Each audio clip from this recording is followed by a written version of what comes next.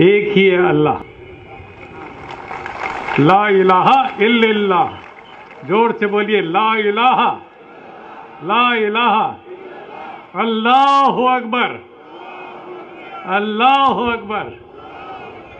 আজি আপুনি আকৌ কৈছে সংবাদ মাধ্যমত কৈছে যে হেৰি হজৰত মহম্মদ হ'ল হিটলাৰৰ লগত তুলনা কৰিছে আপুনি। হজৰত মহম্মদক আপুনি হিটলাৰ বুলি কৈছে, হয় ন?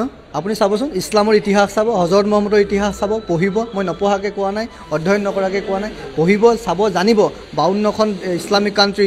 परमात्मा ही, ईश्वर ही सर्वशक्तिमान है और उसी को याद करके हम सब अपनी ज़िंदगी की शुरुआत करते हैं। एक एक सेकंड, एक एक सांस उसकी बदौलत। उससे ज़्यादा दयालु, उससे ज़्यादा रहमत और कोई नहीं हो सकता। इसलिए हम कहते हैं बिस्मिल्लाहिर्रहमानिर्रहीम। सबसे ज़्यादा दयालु, सबसे ज़्यादा कृपालु परमात्मा है, ईश्वर है, अल्लाह है। इसलिए हम लोगों को ये तीनों चारों जितने भी और कोई नाम हो, कुरान में तो 99 नाम गिनाए। महर्षि दयानंद ने सत्यार्थ प्रकाश में 100 नाम गिनाए हैं परमात्मा के। आपकी मर्जी है तो 500 और जोड़ दीजिए, कोई फर्क नहीं पड़ता। लेकिन हमारा मकसद है, हमारा मतलब है, एक अल्लाह से, एक ईश्वर से दूसरा नहीं हो सकता, तीसरा नहीं हो सकता। उसी की इबादत हम करेंगे।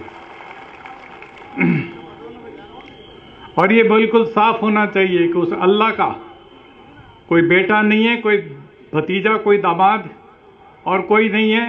एक है अल्लाह, उसका कोई रूप नहीं है, रंग नहीं है। और वो कायनात के जर्रे जर्रे में, हमारे दिलों के अंदर भी है। वो एक ही अल्लाह। और इस तरीके से हमें अल्लाह की इबादत से, जिसे हम इस्लाम में तौहीद कहते हैं, एक तौहीद हमारी सबसे बड़ी बुनियादी सोच है। और उसी पर हम सारी दुनिया को, खाली भारत के लोगों को, इंडिया के लोगों को नहीं, सारी दुनिया के इंसानों को एक झंडे के नीचे ला सकते हैं, एक तौहीद के झंडे के नीचे ला सकते हैं। और ईश्वर का, परमात्मा का, अल्लाह का मतलब है the cosmic energy of truth and love, compassion and justice. जो सत्य की, प्रेम की, करुणा की, न्याय की ताकत है, ऊर्जा है, वो पूरे सृष्टि के कण कण में व्याप्त है। उस ईश्वर की, उस अल्लाह की हम इबादत करते हैं। और इसलिए उसकी इबादत का मतलब है कि जहां पर भी सच्चाई के खिलाफ झूठ है, उससे लड़ना हमारी जिम्मेदारी है। जहां कोई हिंसा कर रहा है, उसके खिलाफ प्यार और मोहब्बत का पैगाम देना हमारी जिम्मेदारी है, नफरत के खिलाफ। और जहां कोई अन्याय कर रहा है, नाइंसाफी कर रहा है, उसमें इंसाफ के लिए खड़ा होना हमारी जिम्मेदारी, हमारी इबादत है। इबादत का मतलब होना चाहिए अन्याय के खिलाफ लड़ना। इबादत का मतलब, इस्लाम का मतलब मुझे जो समझ में आया, या सनातन धर्म का मतलब मुझे जो समझ में आया, और वो ये है वेदों के अनुसार कि जुल्म के खिलाफ, जुल्म करने वाले जालिम के खिलाफ मजलूम के साथ खड़े होना, ये सबसे बड़ी अल्लाह की इबादत है। और आज उसका वक्त आ गया। हमें अपना परिचय देना है यदि हमारे मजहब का, तो हमें याद करना चाहिए कि हमारे मजहब का सबसे बड़ा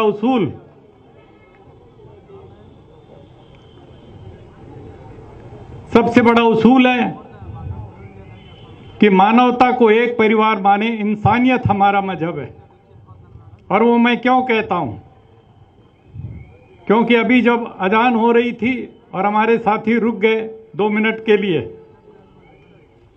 तो उस नमाज में हम रोज के हिसाब से 5 बार याद करते हैं और अल्लाह के बारे में हम साफ कहते हैं, रहमतुलिल आलमीन कहते हैं, रहमतुल मुसलमीन नहीं कहते। और जब हम अपने पैगंबर को याद करते हैं, पैगंबर इस्लाम को, हजरत मोहम्मद साहब सल्लल्लाहु अलैहि वसल्लम, तो हम साफ शब्दों में कहते हैं रहमतुलिल आलमीन, रहमतुल मुसलमीन नहीं। इसलिए सारी दुनिया और उसके लिए करुणा, उसके लिए दया, उस पैगाम को लेकर के जो लोग सारी दुनिया में, इसलिए इस्लाम खाली मुसलमानों का नहीं है, पूरी इंसानियत का मजहब है। और इस नाते से मुझे आपने अपने बीच में बुलाया, इतनी बड़ी इज्जत दी, मैं बहुत मशकूर हूं आपका और आपके इंतजामात से बड़ा मुतासिर हूं। मुझे बहुत खुशी हो रही है कि आप लोग तो आए, मेरी बहनें, मेरी ख़वातीन इतनी बड़ी ताकत से आई हैं, ये पहली बार मुझे दिखाई पड़ रहा है।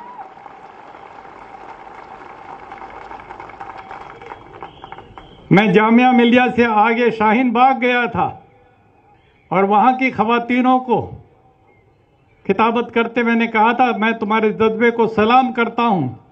आज विजयवाड़ा का शाहीन बाग मुझे दिखाई पड़ रहा है यहाँ पर।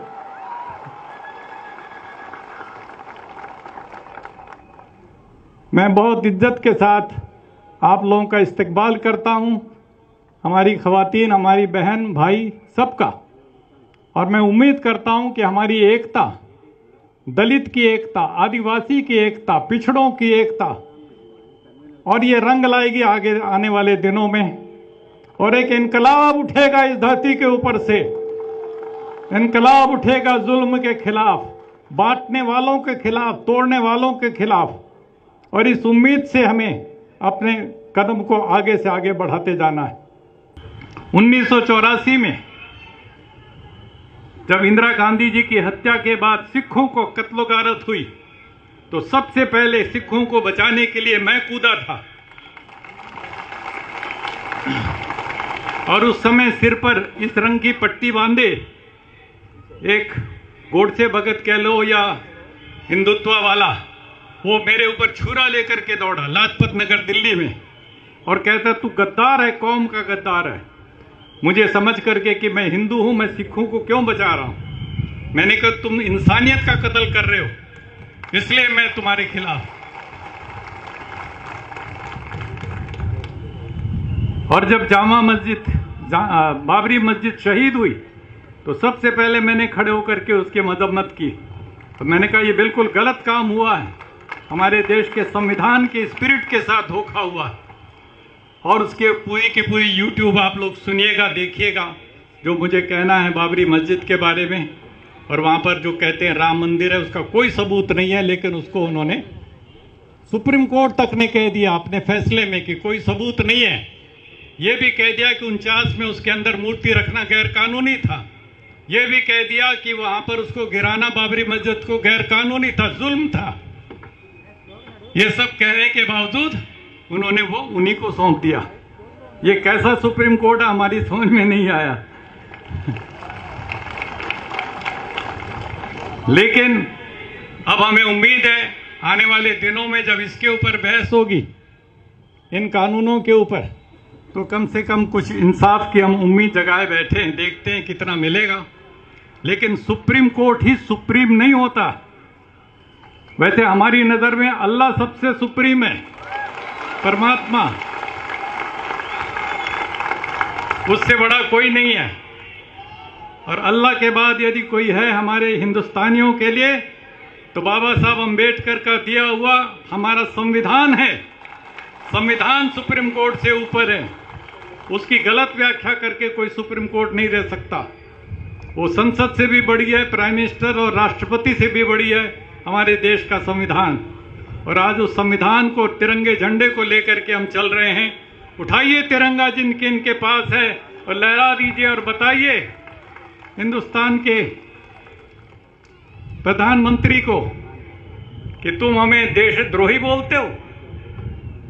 देशद्रोही कौन है, इसकी पहचान ये साफ साफ हो जाती है। तिरंगा हमारे हाथ में और संविधान हमारे साथ में। हम किसी से डरने वाले नहीं हैं, हम आगे बढ़ने वाले हैं और इस लड़ाई को जीत के दिखाएंगे। जोर से बोलिए सारी मुट्ठी बंद करके। ये हिंदू, मुस्लिम, सिख, ईसाई अलग अलग हम रहेंगे। 5 उंगलियां भी पतली पतली, तो एक एक उंगली को कोई भी तोड़ सकता है, मरोड़ सकता है। लेकिन 5 की 5 इकट्ठी हो जाती है पतली उंगलियां, तो मुक्का बन जाता है। इसको कोई तोड़ नहीं सकता, मरोड़ नहीं सकता। जालिम के जबड़े को लग जाए तो 32 के 32 बाहर निकाल सकता है। ये हमारी एकता की ताकत है। और उमर खालिद, ये नौजवान मेरा दोस्त है, मैं उसको जिंदा शहीद कहता हूं। जिंदा शहीद इस माने में, इंडिया के कॉन्स्टिट्यूशन क्लब में दिल्ली के बीचों बीच सरकार के नाक के नीचे उसके ऊपर गोलियां चलती, पिस्तौल दागा जाता है। गनीमत होती है कि वो पिस्तौल से गोली निकलती नहीं है, वरना उमर खालिद वहीं खत्म हो जाता, ढेर हो जाता।